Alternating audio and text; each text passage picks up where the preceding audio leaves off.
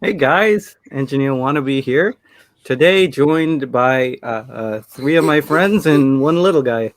I'm not really sure how this is going to go, but I'm sure he'll get a little bored after a while and go back to his mom. but yeah, we got Sam, we got Bobby, and we got Toran, and this is little Luca over here. Say hi. Say hi. Yeah. Yeah, so let's get started with our wrist checks. Sam, do you want to get started? Wearing something a bit different, but not really. It is the Larco. Oh, okay. So I'm wearing. I only have two watches here at the moment, so I am wearing this one today. Is that And the blue dial, Loco? yes, that is the blue dial. That is the blue dial. Correct. Nice. Is it 40 millimeters? How big is it? This is the 39 mil and 11.5 mil thickness. So it's a really nice Flieger, actually. It's gotten quite a few compliments compared to like some of the other watches I have in my collection. So It's a nice watch. Yeah. Cool. That's that's really Are you good. okay, Sanjay? I lost my son. He's in the room. Torin, do you want to show us what you're wearing? Sure. I'm going to continue with the pilot theme. Yeah, I got the Longines Spirit, and Nice. this is the blue dial. It's the 40 millimeter version, and this is the one time I actually wish I maybe went with the 42. I feel like it wears a little bit small for my wrist, more like a field watch than a pilot's watch. Does it have a red tip to the hand? It does. Nice. That looks nice. I saw the red. Yeah, so like, let me see if I can zoom in on it. It's interesting because like the last stream I was on, I had the blue Oris Pro Pilot, and the spec sheet on this guy, I think it bests the Oris Pro Pilot in many ways, but the wearing experience I found for my wrist size for the Oris was actually a little bit better. But I could be warming up to this one. It's got longer lugs, and it's a 21 millimeter lug gap, so that's kind of a downer, but. Mhm. It does come with like the bracelet and multiple strap options with the Premier Edition that I got. So Very cool. And is Yeah. those numerals loomed? Right? they are, yeah, they're applied, and the loom is actually better than on the Oris for sure. Nice. I'm actually surprised you prefer the 42 because I found the 42 to be a bit overbearing, but I do have a tiny wrist, so yeah. But Yeah, well, I mean I haven't tried the 42 on, but like on paper it does have a 22 millimeter lug gap. So I feel like it's better proportion because like having a 40 but then a 21 millimeter lug seems a little disproportionate to me. yeah. But that's What do you think of personal what do you think of the cutoff 3 and the it's kind of like a different font. Yeah. Did Yeah, that's that something- make it- Yeah, with the 42, it does have a 3, but it's truncated, and there's a date window. Whereas with the 40 here, it's just clean, and there's just a date window, I think. Yeah. Yeah, I actually prefer this dial layout, but I prefer the dimensions of the 42, I would think. So Yeah. it's a double-edged sword. I mean, it's a really great watch. I'm going to do a full review on it on my channel later. We'll see if it stays in the collection. And Sanjay, if you want to pick it up, let me know. You like the bracelet? Yeah, the bracelet's nice. It does have like male end links though, so it does like stick out past the case a little. Okay. Yeah. Which is fine with me, but I can see if you have a smaller wrist, it might wear a little bit larger. Yeah. Bobby, what's on your wrist? If I knew that there was a pilot theme, I would have brought the IWC out, but I do not have a pilot's watch. Actually, maybe I can say that it's a rocket ship watch. It's the Head White Speedmaster caliber 321. I haven't taken it out Ooh. on a flat lid bracelet, and yeah, I showed the movement before, and it's been on my wrist most of the last couple weeks. But I've shown this before, so I'll just quickly transition to Sanjay here because I'm presuming Yeah. On my that's wrist. not the most recently purchased item on this. There we go. Yeah, there it is. The Blue Bay 58 or the Black Bay 58 Navy, whatever you want to call it. Very recent acquisition. Probably the one I've been wearing most this week. I've been wearing it for 3 days this week, I'd say. Whoa, out of focus. There we go. 3 days this week. We can talk about it a bit later, but yeah, I'm enjoying it. I have a few gripes, but I am enjoying it overall. But yeah, So you're like me, basically. yeah. I'm actually looking into the strap code bracelet because I think that's probably my only gripe with the watch. Well, I did own the strap code. I actually sold that bracelet. The end links on the strap code are male end links too, so it is more comfortable with the clasp and everything, but it does extend the lug to lug a little. Yeah. Well, good to see everyone in the chat as well. Thanks for joining us. Let's say hi real quick. Let us know what you're wearing. What's on your wrist? First up, of course, is Bob Loblaw. Good to see you, man. James Duffy's here too. Amin, good to see you. Thanks for joining us. Marat, how's it going, man? Mataf, if I'm pronouncing that right. Thanks for checking in. Thanks for popping in. Some J, good to see you. That almost sounds like my name, Sanjay. Pete from Not So Obvious Watches in here to rail on truncated numerals. I don't think so. I think it's a little early for Pete. Daniel, good to see you. Thanks for joining us, man. I did try that. I tried everything. We'll talk about it soon, but I did try everything. Some is wearing his PAM 104. Very nice. Is that the one you're looking at, Bobby? The 104? 102? No, it's a 510. 510. Okay. Blue Ram. Good to see you. Dennis, Defy, or Daily. Wow. I'm not sure how I saw it. Defy. To Tony, Impetus. Very cool. I'm not familiar with that one. Ride Paddle Repeat. Thanks for joining us, man. Bugster is wearing his Black Bay 58 black. Cool. All right. So yeah, let's talk real quick about the Black Bay 58 blue, or maybe my purchases from this week. I purchased 2 watches. I didn't really purchase them. I think a couple of streams ago we had a stream that said, my Grand Seiko foundation was rattled. Well, you know what happens when foundations are rattled? They break. So I spoke about this kind of in the Bobby Legs live stream on Sunday night. But what happened was I wore the Railmaster again. I got the Railmaster. I wore the High Beat, Grand Seiko High Beat. The Grand Seiko High Beat felt really clumsy after wearing the Railmaster. And they kind of competed for each other because they're my everyday pieces, my dailies, basically. So the Grand Seiko felt clumsy. The Railmaster felt, svelte. Even though it's not that thin, it felt sleek and really nice. And I guess part of that was the honeymoon. But I really wore the Grand Seiko after that, trying to reconnect with it. I reconnected with it. And, after a while, I went back to the Railmaster and wore that for a couple of days, went back to the Grand Seiko, and it started all over again. So basically, I was like, you know what? I can't do this every time I wear the Railmaster. I can't go back to the Grand Seiko and go through this all over again. But I really like the 44GS case.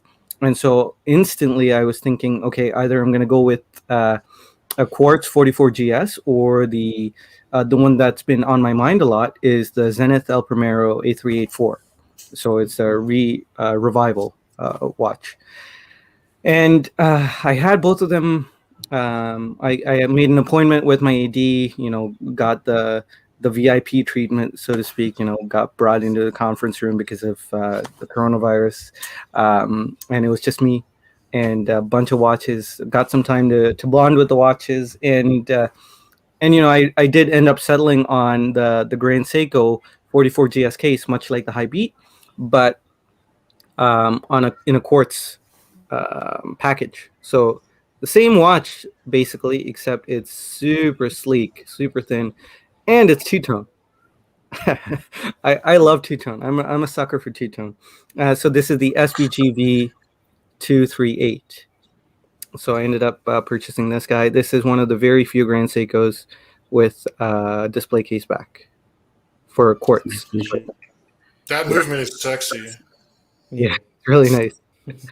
Canon, one of the channel friends, mentioned that this would be really nice with blued screws, and I agree. Oh man, can you imagine that with blued screws all over the place?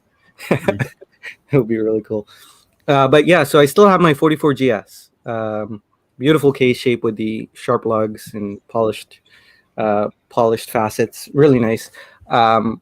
And I had some money left over from the Grand Seiko High Beat, so one watch that was there. I mean, I tried quite a few watches on. I considered the Hesalite Outgoing Gen Speedmaster, but the Blue Bay was there, and this was, didn't break the bank. I had money left over, so these two were the acquisitions. I'm pulling a Bobby here. much smaller price point, but yeah. So the Blue Bay, I really enjoy wearing it. It reminds me of the Tudor Heritage Black Bay that I used to own. I used to own the 41 millimeter, and I really enjoyed it. I did not go through the issue I'm going through with this right now, and it's the clasp. So the clasp is disguised as a really tiny clasp. It's disguised as a, one that would wear really well every day. But if you take a look at it, the last link here does not articulate. And then you have the swing arm over here. So it's basically that long. The clasp is actually, I measured it. So the effective length of the clasp is 56 millimeters. So, I mean, my wrist length, I guess, is, and it's 56 millimeters on the horizontal, not just the curve. So it's 56 millimeters across. My wrist can manage 50. 56 kind of becomes a little ridiculous. So, I mean, there's not a lot of wrists, I don't think, that can manage a 56 millimeter length. I mean, I'm sure there's a lot, but there's a little bit poking out on this side, a little bit poking out on this side, and this is the best compromise I've come to. But you can see, there's a bit of a jut out there, and quite often there's a bit of a jut out on the 6 o'clock position as well. I cannot understand it. I don't understand why Tudor did this. It's a smaller watch. Why would they not articulate this link? It's mind blowing. I mean, 80% of the people who wear this they're not gonna notice, right? But anyone under, I'd say 6 1/3 inches wristwise, maybe a 6.5 inch wristwise, anyone under that is gonna run into comfort issues. But I'm getting used to it. I've compromised. It's not the star watch of my two purchases. This one is it's so good. Once I got it out of the bracelet, it was just what I wanted. But yeah, not the popular pick. But yeah, what do you guys think? Are you guys disappointed with me? I mean, the High Beat was a beautiful watch. It was a beautiful watch, yeah. Yeah. I have a lot of questions. Yeah. So when you said you were switching from the Railmaster to the GS, what was the thing that was making you disappointed? Was it the case finishing? Was it the thickness? Was it the Grand Seiko when you compared it to the Railmaster? That's the first question I had that prompted you to say, I can't deal with this. Yeah, it was the thickness. The thickness was really clumsy, top heavy, always compared to the Railmaster. None of these issues even mattered to me before I had the Railmaster. So once I had the Railmaster and I switched to the Grand Seiko, in my rotation, basically, it became quite an issue for me. Okay. Yeah. Weight wasn't an issue. Finishing was beautiful. Finishing wasn't the issue. It was just the thickness. I couldn't handle it.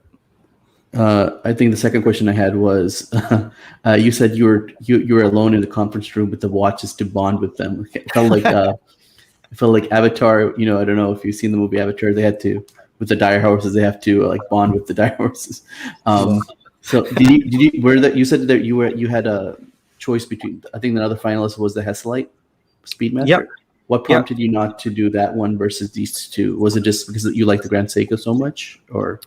Well, I had quite a few finalists actually. So on the table, I had, and I had quite a bit of time with it. I felt really bad with for feeling like wasting the AD's time. But I had the white birch, so I finally got to see the white birch, play with the white Wow. birch. How's that? It was beautiful. I had the white birch. I had the brand new 3861, no 3863. Where's the same movie? 3861. 3861. Okay. Speedy. So with the really nice bracelet. Oh, that bracelet's so good. And You can get the bracelet, you know that, right? You can get Yeah. a separate. Yeah. I yeah, don't know if it yeah, fits on the Black Bay or anything like that, but right. yeah.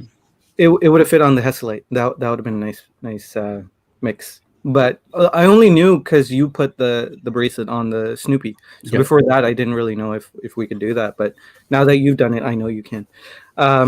But so that was there. The Hesselite was a finalist. The Zenit A384 was a finalist. Nice. And I think that was it. So yeah, basically. Why I went for I didn't go with the white birch. It would have been just the white birch that I would have got. Mhm. I didn't go with the white birch because they weren't really budging on price for me, and I know they will eventually, because I've heard rumors that a lot of ADs are going down on price on the white birch, but not quite yet in my AD circumstance. So I figured I'll wait with the white birch, and not the Hesselite because they are not budging on price on that either. Which is yeah. I mean they were saying basically it's discontinued. They can sell this. There's like They said they could get 30 of them and they could sell them real quick. And so they weren't budging on the Hesselite.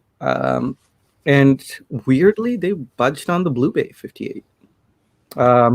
So yeah, I mean it was the pairing that gave me the best warm and fuzzies, as I like to call it. I had the best, I was most excited about that. I was really excited about getting a two-tone watch back in the collection. So that was almost a staple. If I couldn't get the white birch, I was going with the two-tone and something else. So two-tone 44 DS. Does that come with the two-tone bracelet too? No two-tone bracelet. The bracelet is horrible. It's it's just a partsman bracelet. It's the same Grand Seiko bracelet that comes with everything else, and it really doesn't fit the watch. So I sized it because it'll be nice to have when it gets really hot outside. But I sized it and I put it away. So I haven't even considered the bracelet after that. Yeah, so I've got to ask, since you had your kind of trilogy 3 white kind of Grand Yeah. Seikos, and now that you've got another 9F quartz, arguably slightly better, but they'll perform the same. Do you have any intention to re-pick up that three white collection with the Grand Seikos, or what is it in your end? Yes, yeah. So right now my trilogy is broken. So I don't have a high beat in the collection anymore, and the high beat I think is reserved for the white birch. Yeah. So when I can get the white birch, that will finish my trilogy. And so basically the SPGX is going to go. That's going to be redundant in my Grand Seiko trilogy. So I kind of have to be patient and wait on the white birch, which is fine. I've got I've got time, I think. Well, it's good you got a plan, because I feel like if I was alone in a room with that many watches, like I would just be impulse to grab everything. Well, I couldn't have afforded to grab everything either. Yeah. So yeah. The Black Bay is you said that you've been wearing that recently. Is that going to compete with your Railmaster, or do you like, at this point, do you have a preference of which watch you like better? The Railmaster or the Black Bay? Because I think that those are similar watches that you're going to wear daily, right? Yeah, I don't think the Black Bay is not even close to competing with the Railmaster.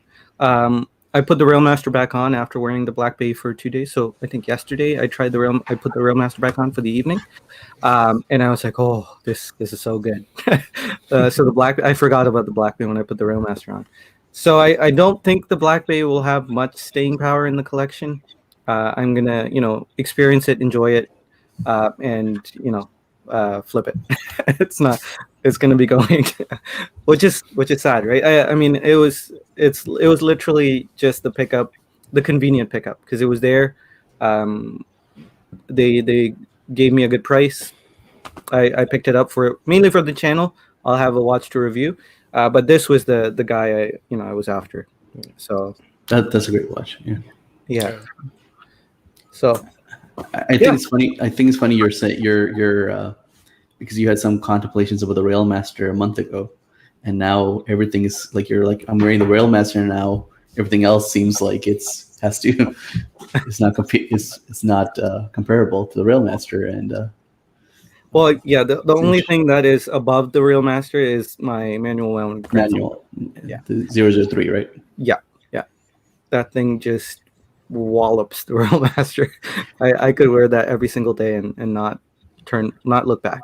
But do you think, you're saying you're going to transition? Do you think this white birch is going to be like how good is the watch? Do you think if you get it, is that going to be like a watch that would be a keeper? Do you know what I mean? Like, was it? Yeah.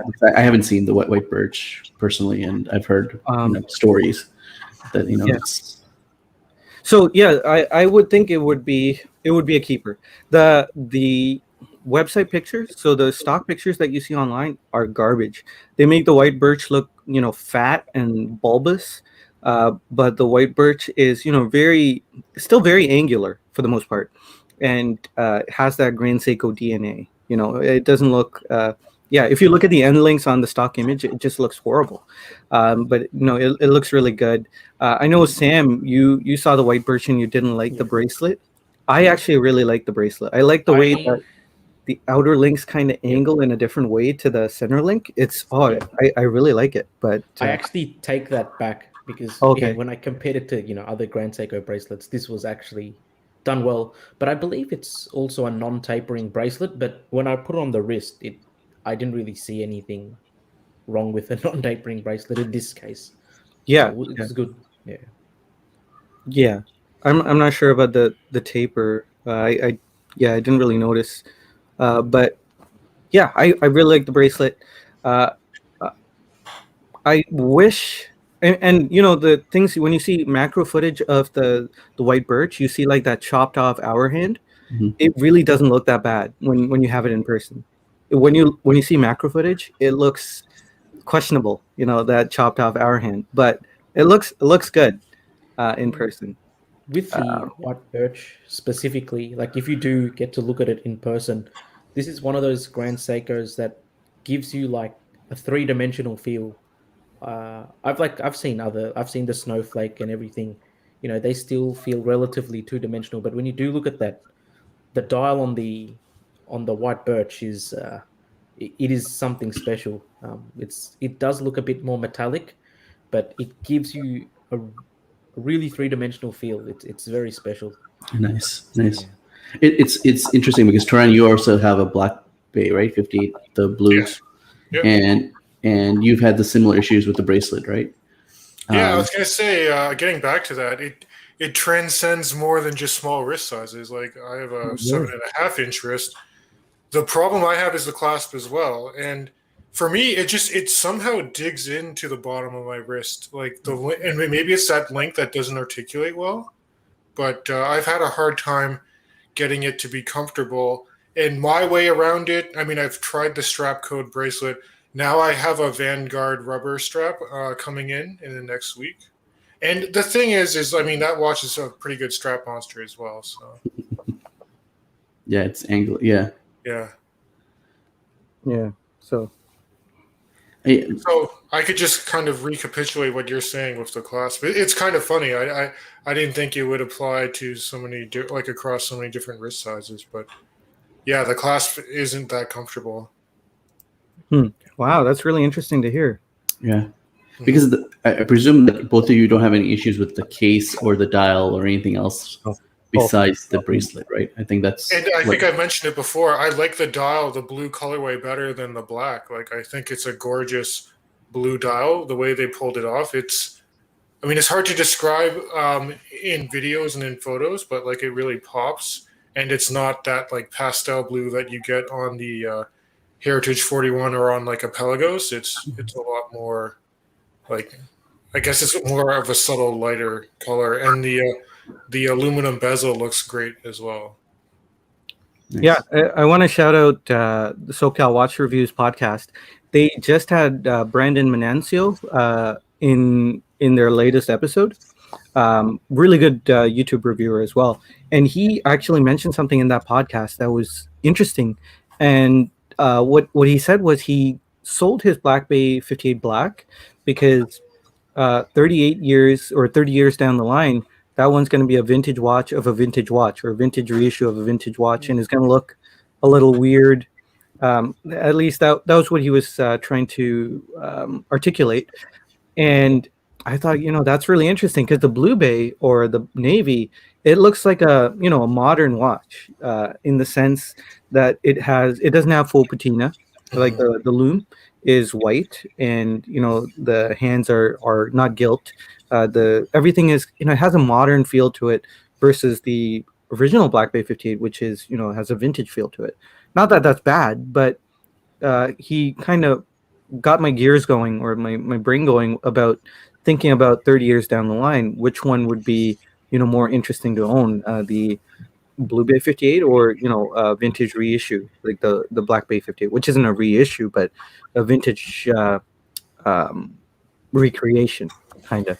But I mean, the counter argument would be like Tudor has not been in the United States a long time, right? 2011, so or something like that. So the first Black Bay 58 line, because now there's 4 lines, right? And I'm presuming 30 years down the road, there's gonna be like 20. So it'll be interesting to say that you own the first one. That's true. Yeah. So like when I'm collecting, I collected vintage Speedmasters a long time ago, and everybody says the 2915, the original, the one, your corresponding Railmaster, the trilogy set, that is the Grail Speedmaster. Anything beyond that is like a reissue, not reissue, but maybe a like the Ed Whites and everything and so on and so forth are great watches, but 2915 is so hard to get and so iconic, so to speak. That's a good counterpoint. Yeah. Well, let's jump into the chat real quick. I've kind of been neglecting it. James Duffy is wearing his Stova Flieger 36. Wearing it since receiving 27 hours ago. Congrats, James. It's a beautiful watch. Grand Seiko had a Tudor bracelet. Yeah. Young Excellency, good to see you, man. Thanks for joining us. Toran, you've owned a Pelagos, right? I have, yep. Would you say that if the Black Bay had the Pelagos bracelet, that would be the perfect? Not perfect. I mean, the Tudor bracelet is probably one of the better bracelets in the Tudor range. Yeah, the Pelagos bracelet is better than the Black Bay range, I would say, for sure. Okay. Oh yeah, like hands down. Murat's wearing his latest acquisition, a DHS 36. Very cool. Peter really likes the 238. That's the two-tone Grand Seiko that I just got. Dennis Daly loves Grand Seiko. Two-tone is so interesting. Luram loves Panerai. Yep. Let's see here. Watch Once Over. Eric, good to see you, man. I actually considered your GS, but I needed a date, and the quartz is the most accurate GS paired with the 50-year in the roll. It's actually, in my honest opinion, the best Grand Seiko for the dollars, and they can change the battery. Yeah, it's a good point. I think he meant that he needed a day. I think the one that you got, Eric, has a day and a date. Thanks, Alman. Good. I'm glad you approve. Yeah, I need to do wrist curls. Need a bigger wrist. Don't bezel. Didn't waste their time. Yeah, I know I didn't. It just feels bad when you spend so much time at an AD and it's just you there. You know. Was it a weekday? Yeah, it was Monday, my day off. So, and You we're on. promised you're going to take me there one day, right? Yes, yeah, we got to go there. Once lockdown's over, things get back to normal. Hopefully. So many bracelet clasps are poorly fitted to my wrist in the way you described with the Black Bay 58. Yeah, it's a real problem.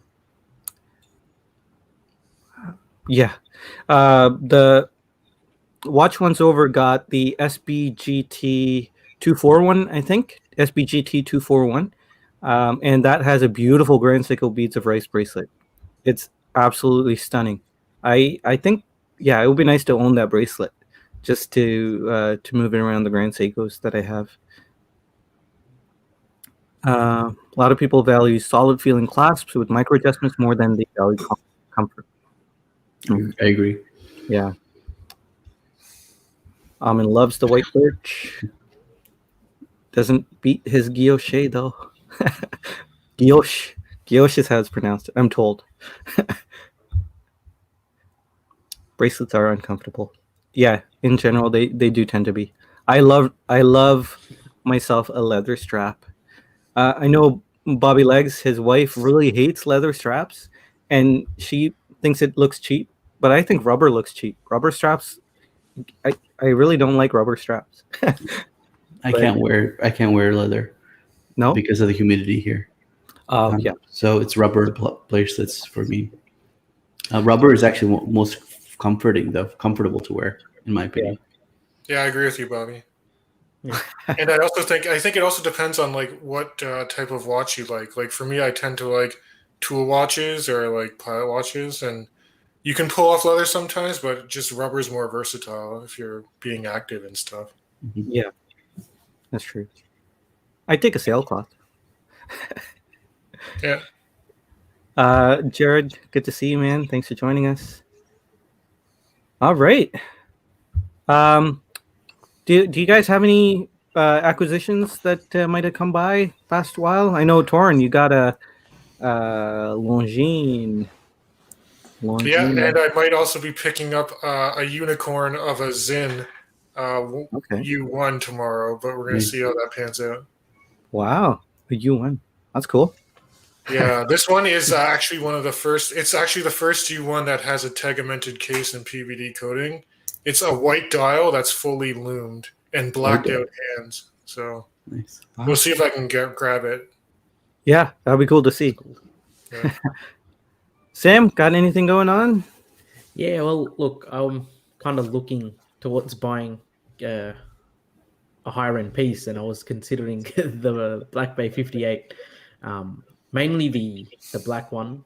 But yeah, what you guys said about the clasp and everything has kind of aroused me in that sense.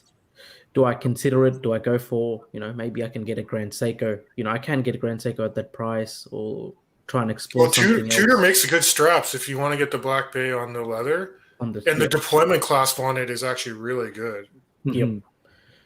Yeah, I actually plan on wearing the Tudor on a leather strap. So I'm planning on just get the full set with the bracelet, and then I will put some straps. There's something about like the Submariners with the strap. It has this cool look that I've kind of I've noticed, just by looking at wrist shots and all. So I'll take a look at what the options are. But look, I've considered watches from a wide range. I've considered the 9F quartz movements as well as to their automatic manual winds, like the SBGN 003. And I watched your review on it, Toran. I've watched all the reviews. Yeah, you guys got good stuff to say about it. So yeah, we'll just see what I value more at the end of the day. But yeah, if you have any recommendations, do tell me. And you were just saying, Sam, you were saying the Tudor 58. Otherwise you have no other alternatives, right? You focused in on the Tudor 58 black dial. Yeah, kind of like it's something Good. that I just want to make fits sure. perfectly. Yeah. Yeah, I just want to make sure that you're zoned in on one watch. If you're zoned in, then you gotta go for it. Yep. Fair enough. That's nice. Yeah, and it's a shame that you can't really see if it will affect you or not until you size the bracelet. Like, had I known this, I would have probably gone with the fabric or the leather, because probably the fabric, because the leather, leather straps are a dime a dozen. But I mean, not to throw shade on Tudor's deployment, because that's beautiful, but I would have got the fabric, I think, if had I known this issue. But you it might be that you actually find this super comfortable. So I don't know, maybe try to squeeze each side and see if see if you can get a good fit with the Yeah. class. Toran, Eric is asking which Longines. Well, I mean, they do have a lot of heritage in the aviation industry, I believe. Actually, it's my first experience with Longines, so I mean, that's a good question because before picking up the Spirit, I wasn't too interested in it. I mean, I kind of like their Hydro Conquest or Conquest line, but it didn't really stand out as like a luxury watch to me. Whereas this feels kind of more like a luxury pilot watch. Yeah. Well, I've got another story. So you guys remember my boss, Sean? He was Red Dial. yeah, he wanted to get the Orient Kamasu. We kind of gave him a few suggestions. He's kind of still zoned in on the Kamasu, although he doesn't like dive bezels. Um, he hasn't picked one up yet, but he brought out his dad's Timex that his dad wore right up until the point of his passing, and he wanted me to get it going. So we got a new battery. We put it in today. I had a bit of an accident with it because I was doing it at work during a slow moment. I took my Leatherman out and I used the knife to try and pry the case back off because it's a snapback, and it flew off and went into my thumb. I didn't it didn't draw blood though. I can see like a gash, but I didn't draw any blood. But yeah, so he came in this really cool twist to flex, I think it's called, bracelet. The stretchy, Nice. and it's in such good shape for a '90s watch. It's doing really well. But he wanted it on a leather strap, so got it on a leather strap, and it's ticking away. I was so impressed with the movement inside. It fills the watch, so there's no spacers, there's no plastic components that you can see. It's all metal, and the quality is not what you'd expect from a Timex, at least Timex from my generation. Because I've taken a few Timex case backs off. You see this giant spacer, a white plastic spacer, and a movement that's about this big, stuck in the middle, and it looks like it'll burn itself out in 5 years. But this looks like a quartz movement built to last, and it's from the '90s. It's going as soon as I put a new battery in, started ticking away. So yeah, I was super impressed with this gold tone Timex, and it's a really nice size. So it's before the boom of giant watches. It brings me to another point. Like I think like the when I was wearing this watch here is the vintage like 60s case, right? The 39.7. I think the older the watches have the better case dimensions in my opinion. The vintage, the 62 GS like you're saying, and the 1931 JLC Reverso that I have, those are very, very, I don't know, there's nothing I can change about it. It just feels so good on the wrist, and I think the craftsmanship was, much more timeless, in my opinion. Yeah, agreed. The watch sizes nowadays are obviously not sustainable because we can see a downward trend in the sizes. At least on the outside looking in, it seems like there seems to be a shrinking of size overall. I think a good example is the Oyster Perpetual, not the Oyster Perpetual, but The Explorer. Explorer. Yeah, And you have a hot watch now, Toran. Yeah, You go up like 120%. did it? Yeah, I haven't been tracking it, but like you see them on the forum. Sometimes they pop up now, and they're asking like astronomical money. Yeah. So It's I think the 39 is. I mean, I like the 36 proportion. That's more historically accurate. But I just like the 39 better. it's the perfect size for that watch, man. The 39? Yeah, I think so. Yeah. I prefer the 36, but yeah, I mean 36. I think I would probably say the majority, but I would lean towards Toran in the side of 39. Yeah. At least on a 7-inch wrist or something. 39 probably fits. Yeah, better. if it's 7 inches or up. 39. Yeah, for sure. Yeah. So that was my experience today. We got this watch going, and I was super excited about it. Really, really keen on seeing this watch going. And it's a historical watch for Sean because it's his dad's watch. He wore it right up until the time of his passing, and it'd be good to get it on his wrist, get him wearing it again. So yeah, super excited about that. Yeah, I was also going to ask you guys if you have any embarrassing stories to share as a collector, a watch collector. I was going to share a couple of embarrassing stories, well, I don't know if I should go first. I know I'm throwing you guys on the spot here, but is there anything that jumps out when you think of an embarrassing thing that might have happened with you in watches? I think you should set the bar.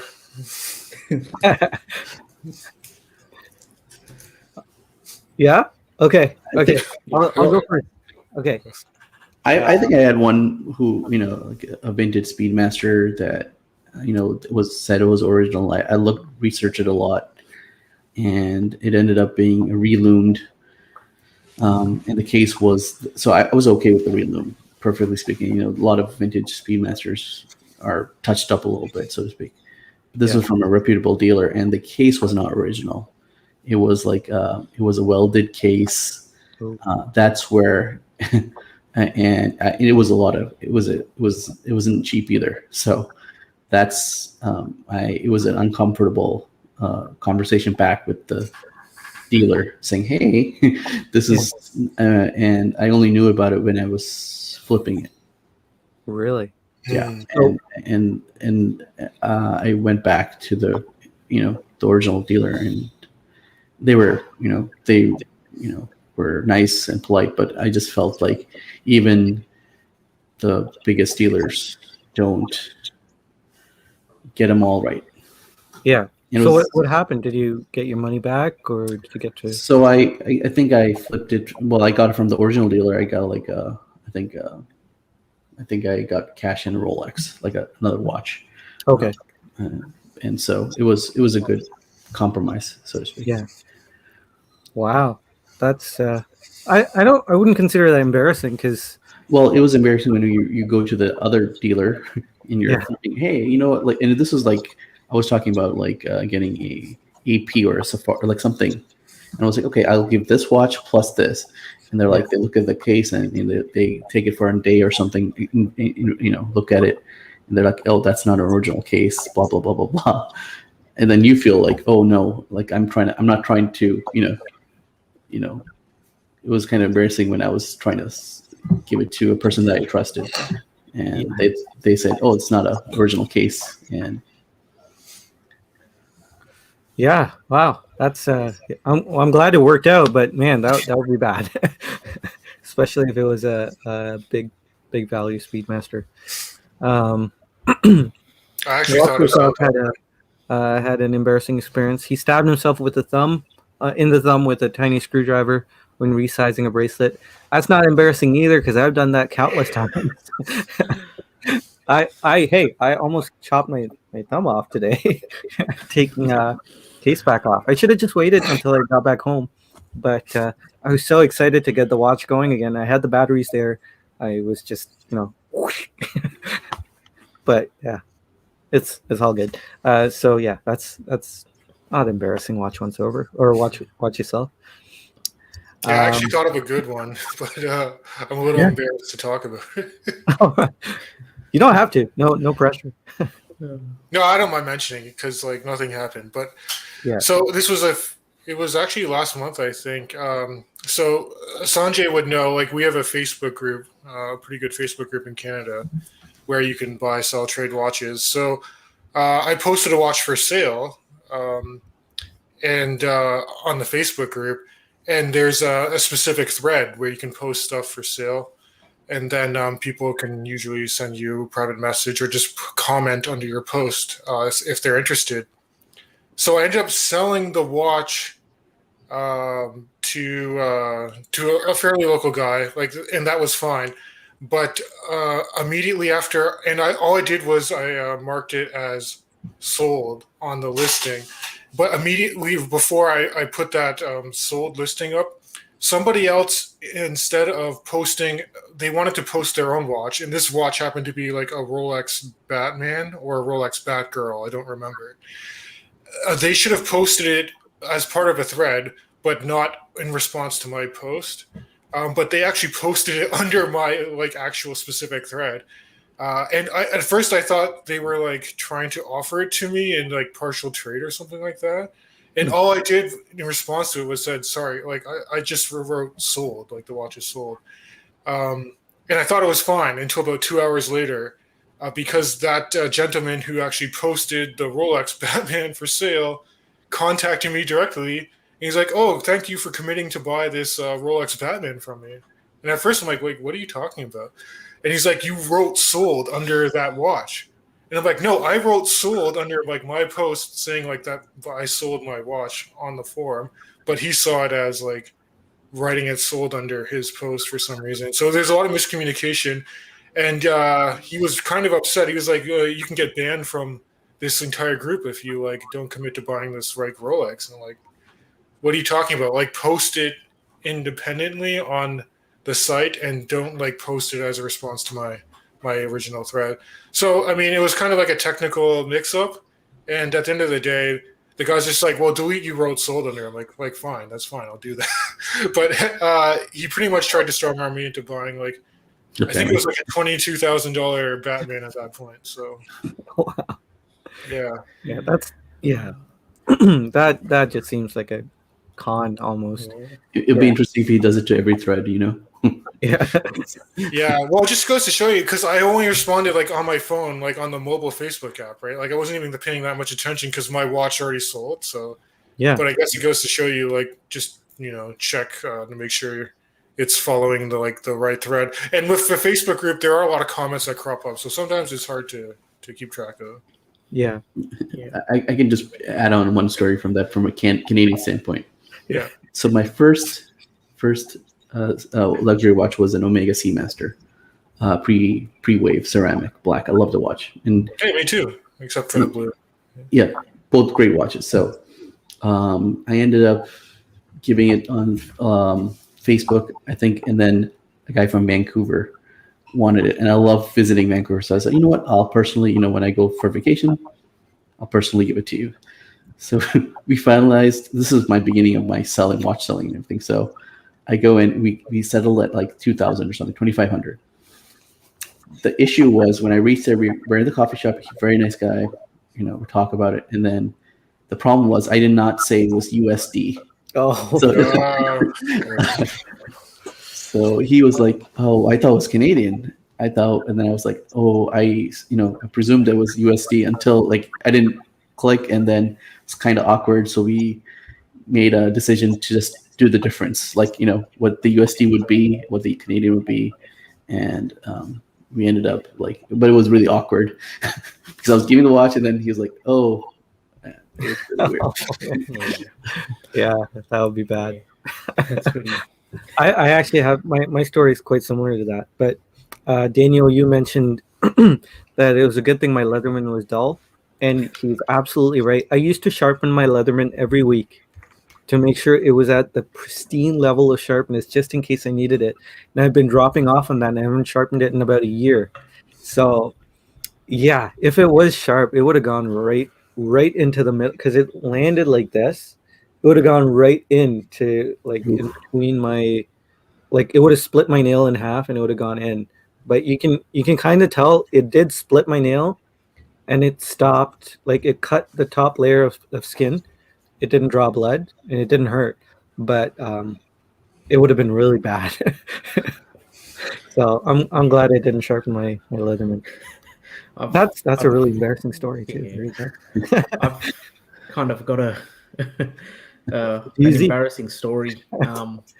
But this was when I was very early in the watch collecting days, and I was kind of just flipping Seikos. So I was hyped up on the Seiko Ani, so the Ani reissue actually. So I got the Paddy version of that, and I paid close to retail for that, and it's a quartz watch, So I got it. I started enjoying it for a month or two, and then I was kind of bored. I was kind of bored with the Seiko Ani, so I tried to sell it, and it was pretty much impossible to sell.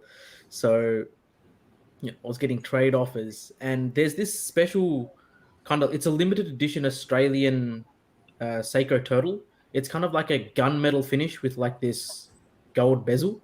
It's Okay. limited to 1,000 pieces. It's IP coded. So this guy offered a trade offer, but he was like, "You need to come all the way to his place," which was like a 1.5 hour train ride plus a 1 kilometer walk to that shopping complex. And I'm new. I'm new to the hobby. I take my train, and it's a 45-degree day. It's a steaming hot day. During the summer. I'm just like, yeah, I went there, and then I saw the guy, saw the bloke, and then he was offering the turtle, but the turtle comes with the bracelet and the strap, and I tried to make sure, like, is the strap included? And the guy was like, because it was I don't know what he was thinking, he was probably thinking about the trade offer in price value, and he was like, I'm not going to include this strap. He didn't bring it, and he said, if I want to get the strap, I need to drive 20 kilometers and get the strap.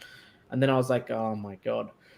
So I went with the watch. I got the watch. I kind of liked the turtle, but then what I realized with Seiko was they didn't design the bracelet properly, in the sense that you look at every single link, and due to friction between each link, all of that IP coding is gone. And the guy said he only wore it like for a week. So all that IP coding was gone. And I'm like, okay. And I don't get the full package. I don't get the strap. I get the cool kind of box, like that submarine kind of box. And then I managed to sell this because, people are frothing for limited editions. Obviously not now, because they're releasing so many. I managed to sell that off. I managed to get my money back. So yeah, it's kind of not embarrassing. Like, it is embarrassing because I've learned quite a lot from that experience, but yeah, it kind of made me grow, to evaluate what I get beforehand. Yeah, I think that's like one of the logical fallacies, right? Like sunk cost, the fallacy of sunk cost. If I think I'm saying that right, but yeah, once you put so much into it, you're all the way there. You spent 45 minutes or an hour and a half getting there. It's a hot day. You've gone through all this work. You might as well get it. You're not getting what you wanted, or what you hoped for, or you planned for, but all this is done as well. And I tend to do that as well. I'm already here. Let's just do the deal. But yeah, a lot of people take advantage of that, especially if you go a long way. And yeah, so you gotta, yeah. I know I have to always say, okay, I've sunk some cost into this, but it's not too late to say no. This is not right. But yeah, that's a really good lesson. Yeah, I'll jump into my embarrassing story. So I came to the decision sometime last year that I was going to sell my SBGM 221. It was one of my most prized Grand Seikos. I was going to sell it, and a local guy, hit me up and said, "Hey, I'd like to buy it. Can I offer you this much money?" Or I have a couple of ads. We use Toran knows. We use this website called Kijiji as well as there's the forums. Kijiji is kind of risky, but it can be easy as well. So Don't yeah. say that. That's where I'm picking up my Zin 10 Zin U1 tomorrow. There are no checks and balances on Kijiji. Oh, it's like Craigslist. It's like Yeah, Craigslist. it is Craigslist. So Craigslist bought Kijiji, and Okay. it is our version of Craigslist. Sounds like a Craigslist to me. Yeah. It looks better. Craigslist looks horrible. Kijiji is kind of polished. So you get this false sense of security, which you don't get with Craigslist because, yeah, Craigslist looks sketchy. So yeah, we this guy hits me up and says, "Hey, I'd like to buy a Grand Seiko." He offers me a price. We kind of go back and forth, and I'm okay. I come at an okay price, and then he said, "Hey, if there's anything you'd like of mine, I have a couple of watches for sale too. You can take a look at my page." So I, being the YouTube reviewer that I am, I'm always looking to get pieces in. And I go and I see, the Oris Lake Baikal, and I was like, hey, I'd like to take a look at the Lake Baikal Oris. So I say, hey, let me have the Oris Baikal, and I'll give you can give me this much amount. I can't remember the numbers, but and he was like, yeah, okay, we'll do that.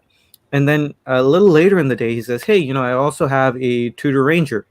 Would you like that as well?